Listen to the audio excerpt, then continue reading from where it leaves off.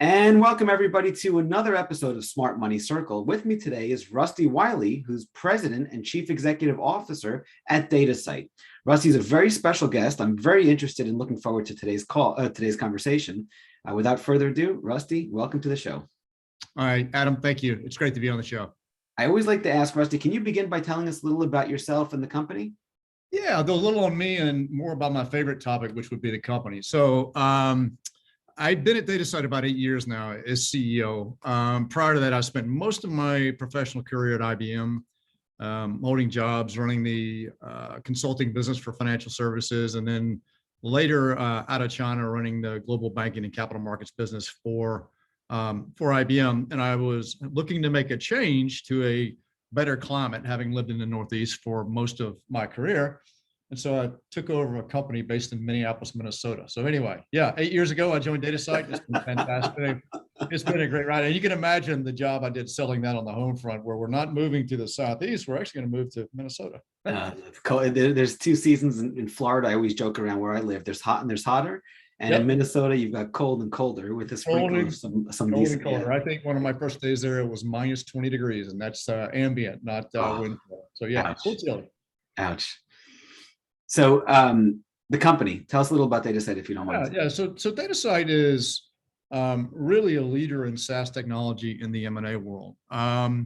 We provide for professionals like bankers, lawyers, accountants, corporates, corp dev, the tools and the technology platform that enable them to do deals. So if you think about it, typically there are about 45 to 50,000 deals that are announced publicly as transactions.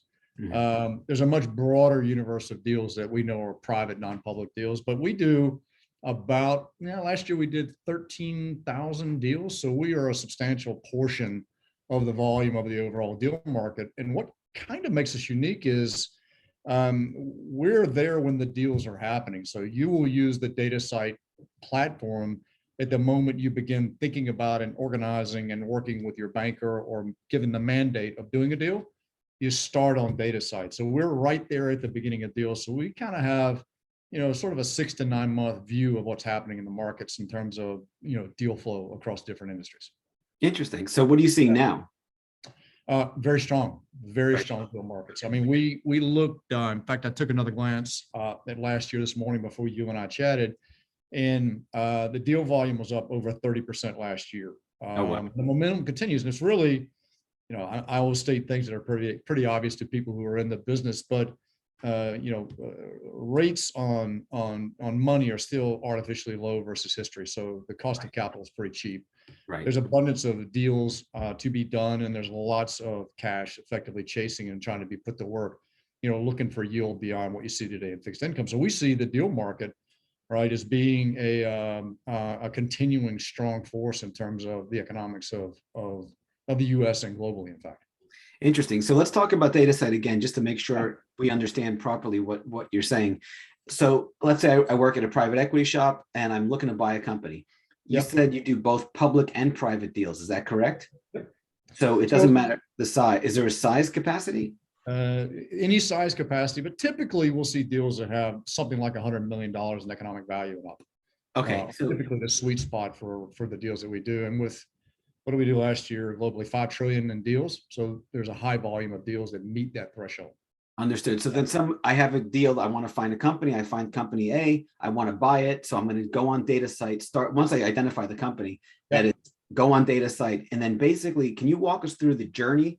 Let me flip it if I can, because it might be easier to follow it sort of from a seller's point of view. So let's go from the standpoint of I'm now a company. I may be private equity owned. I could be a strategic asset in a company. I want to effectively sell that asset. So how that would work is you would reach out to likely a banker to execute the sell side of the transaction.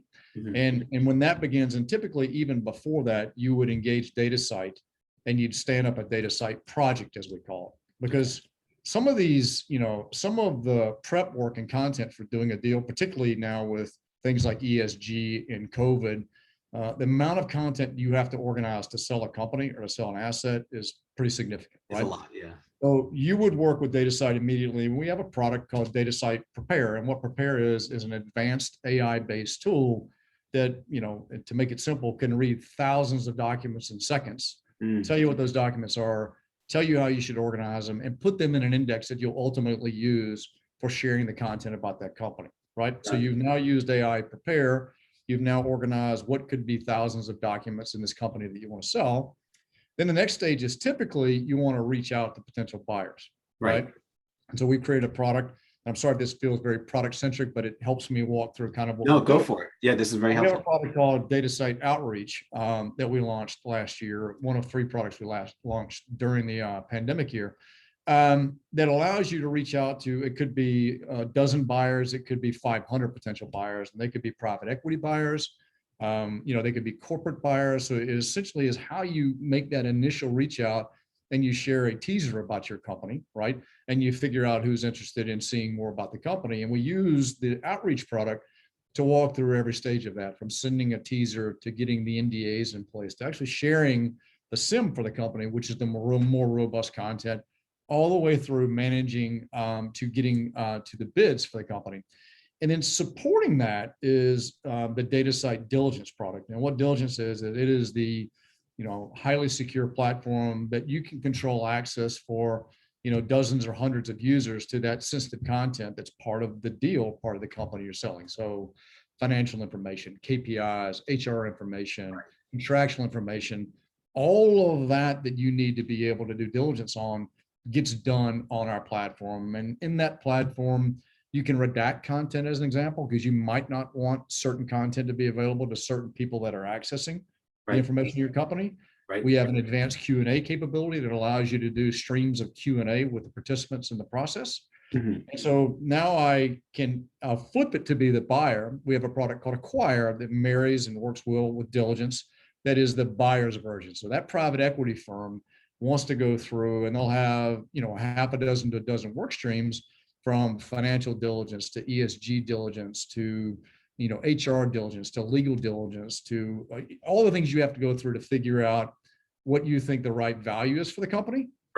And today, post-COVID, there's also an enormous amount of energy trying to assess what is the post-transaction value, because COVID materially affected the values of companies, particularly companies that are tied to supply chains, without going deeply into that. And ESG presents opportunities and risks for companies that don't have really tight ESG programs within that enterprise, or might have climate exposure, right? So those data rooms, as we call them, are expansive, and that diligence work is pretty detailed. So Acquire allows you to work all of those streams, allows you to do Q&A, and then you ultimately get to the point where we're ready to close on the transaction.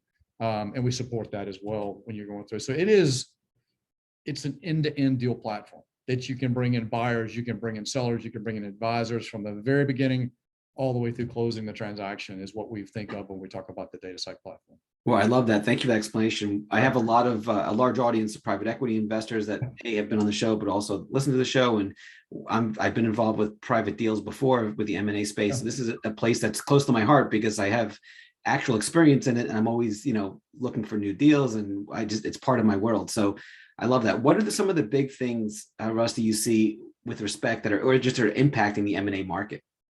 Yeah, I think a couple of things. One of them is adoption of technology. One of the things that we saw, because we, like a lot of companies, went from 1,000 people in our offices to everybody being remote in a matter of 30 days.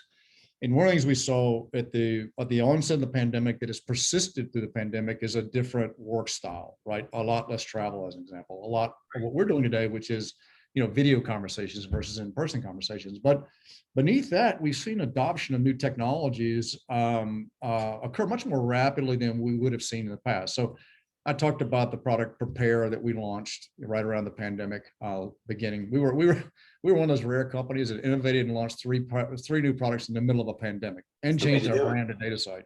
But we launched some products like Prepare, like Outreach, like Acquire, that use tech, use AI to really automate, if you will, and speed the process of doing deals, right? So just a data point, and I went and looked today, of the 13,000 deals we did last year, 4,500 of those deals are now using new automation and AI technology to do deals, and that was 0 the year before. So more than a third of the deals are now using advanced technology. I think the other thing that we're seeing which is really interesting to watch, is we track the duration of a deal, right? So from the time you open our project on Datasite to the point where you close the project on Datasite, and for, I don't know, for 7 years, that's been about 10 to 11 months, 10 and a half to 11 months, and it's stayed pretty consistent.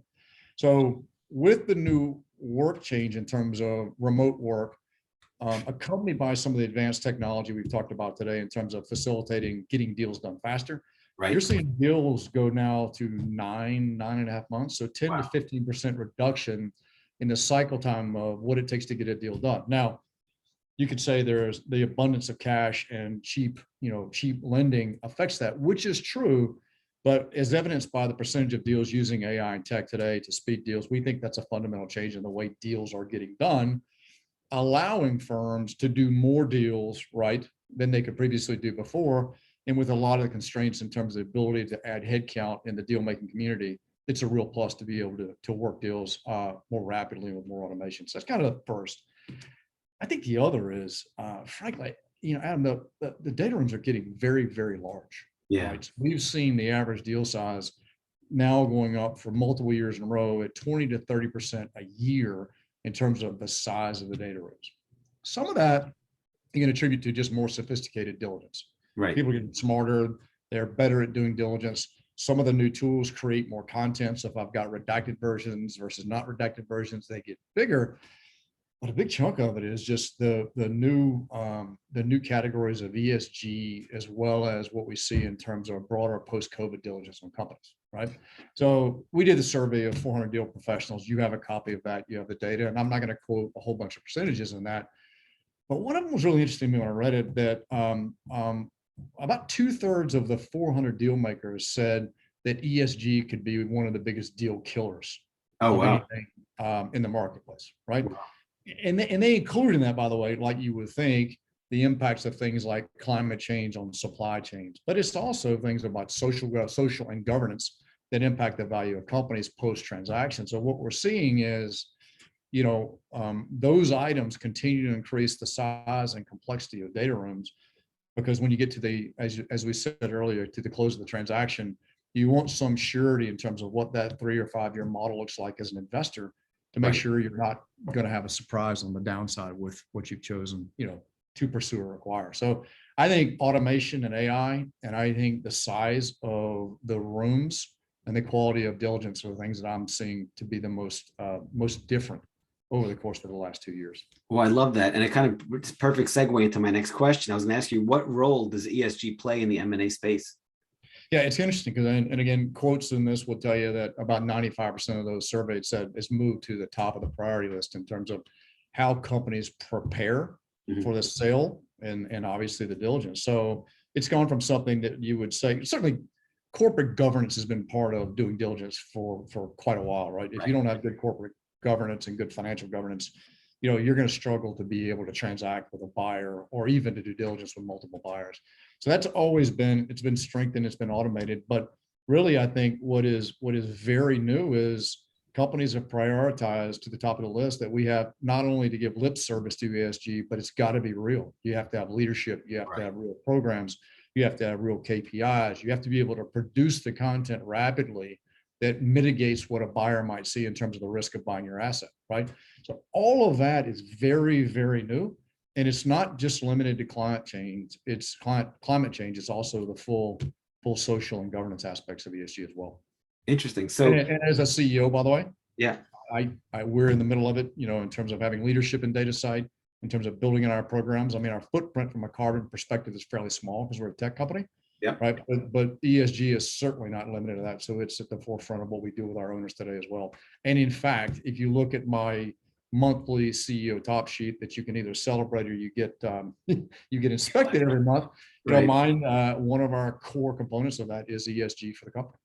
Got it. No, I love that. So, okay, Rusty, you brought up a lot of really good points here. So somebody's into the M&A space, whether they're new or they're seasoned or they're professional, they can use Datasite from A to Z. It's a fantastic SaaS-based tool, which is fantastic. Let's talk about some of the mistakes you see people make with respect to acquisitions and or mergers, and how do you avoid them?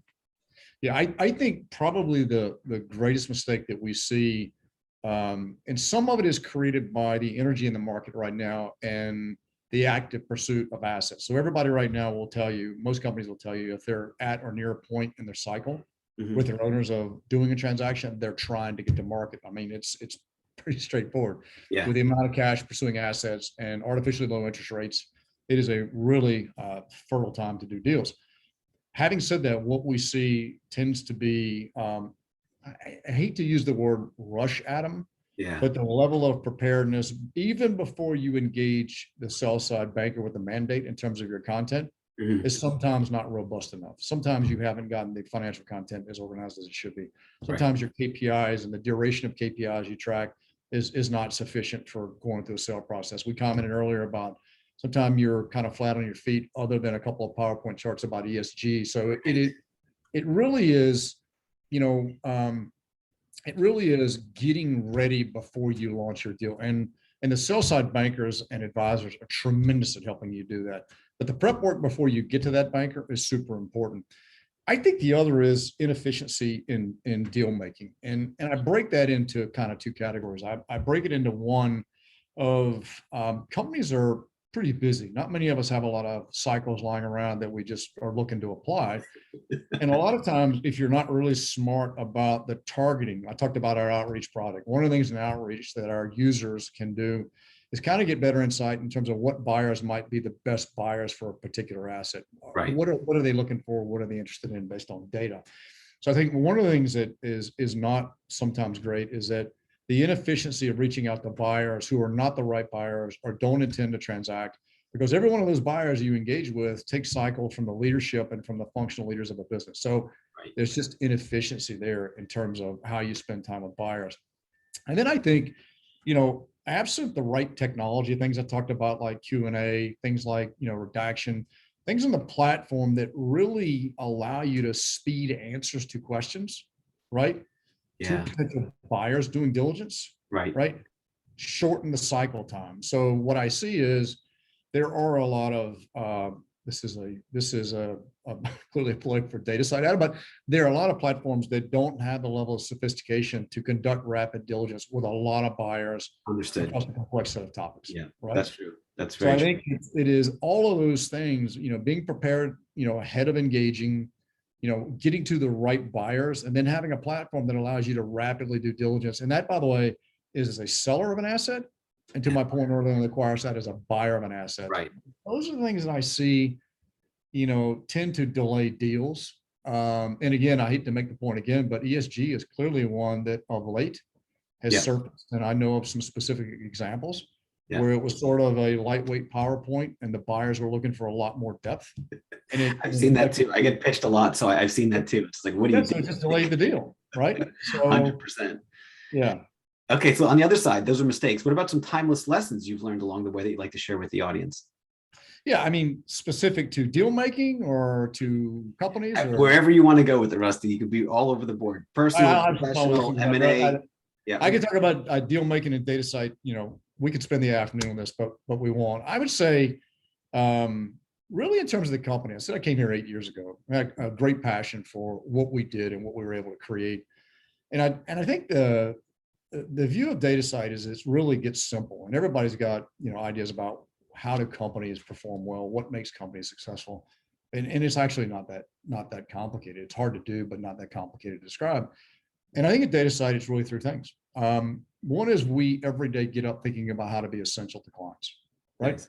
If you begin with, and if you look at the way we do everything we do from our customer service experience, which we have, record net promoter scores. Our net promoter scores are 76, Adam, to give you an example of how good our services team does.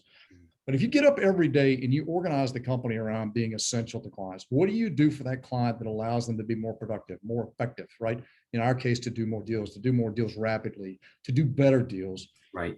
You can orient the company in a way that it energizes the company. So you begin there. And the second is so straightforward and so hard right now, by the way, which is having the best, smartest, but engaged employees. You have to have employees that are passionate about what they do. And at Datasite, every quarter we survey, we do a net promoter score for our employees. We call it an NPS.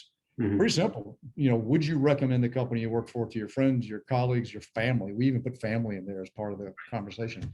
and we get consistently above 80 on that, which says our employees like the company. Right. They're passionate about what they do within the company to the point where they would recommend it. And then the last bit is, boy, even in the context of the pandemic and working remotely and building new communication structures and new ways to energize and collaborate, you better innovate, or you better find a way to produce new functions, new products rapidly, or you will fall behind. And, I commented earlier, we put 3 groundbreaking technology products out in the middle of a pandemic. You could argue that might not be the best time to do it, but that's the culture of the company, because we knew, by the way, during the pandemic, some of the things we were working on around automating organizing content, automating reaching out to buyers that weren't going to physically be in a room now, right? Those things were going to become really important and essential to our clients. So innovating, just makes it go. And I think the last bit is grow. Don't work for a company that doesn't grow. If you're in a company, and I worked in one for a decade that didn't grow,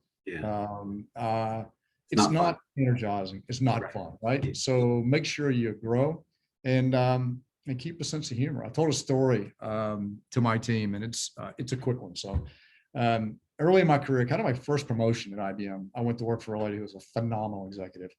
And I was so excited. I'd gotten this new job. I was running a business inside of IBM in the sales organization. And I came in for my 6-month review. And I'm going, everything's great, right? I'm doing all the right stuff. I'm checking all the boxes. And she said, have a seat. And she said, what happened to you? And I was like, okay, this is not what I thought I was going to be doing today. I thought this was you telling me that I was really good at what I was doing. All right. And she said, you're doing good stuff. You're doing the right stuff. Where's your sense of humor? The reason I promoted you was because I knew you could do the work. Right. But you got to maintain a sense of energy and sense of humor for the people that you lead and the people you work with, because some of these days get kind of long. Yeah. And so the lesson I learned there is, in addition to, essential and the talented people being engaged and also being innovative in terms of a company, is, man, you got to figure out how to have fun with this stuff. 100%. Yeah. I think those would be the things I would say, because at this point, we all know employees are choosing where they want to go work in this industry today. Right. And they have an abundance of choices. We have to be that best choice if we want to continue to do what we do for our clients. So, yeah, I couldn't agree with you more, Rusty. I love that. Having fun is so critical to everything I do in my life. It's even with the kids or whatever it is, with work, with the wife, with everything. It's just enjoy, just relax, take a breath, and enjoy it. I love it. Okay, so those are the mistakes. Those are the lessons. Let's talk about some advice. What's the best piece of advice, if you can go back to your 30-year-old self, or that you'd like to share with the audience, from a business standpoint or personal standpoint, or both? Doesn't matter. I mean, the personal standpoint is, I'll say what everybody says, which is figure out how to strike a balance. And everybody's got a different balance. Some might argue that the pandemic has created a new balance of how much time they spend with their family and their kids, and maybe they're looking to switch that a little bit as we now come out of the pandemic and move into the endemic.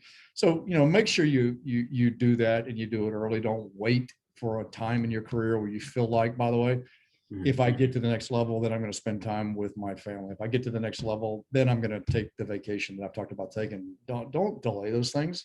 Do it now. You'll look up in 15 or 20 years and you'll go, I delayed all that stuff, and I should have been doing it all along. Because, by the way, doing those things and spending time reflecting and enjoying the company of friends and colleagues and family really energizes you to be more creative. So one is, don't delay. Do those things, right? Do your job, but do those things. Don't delay them.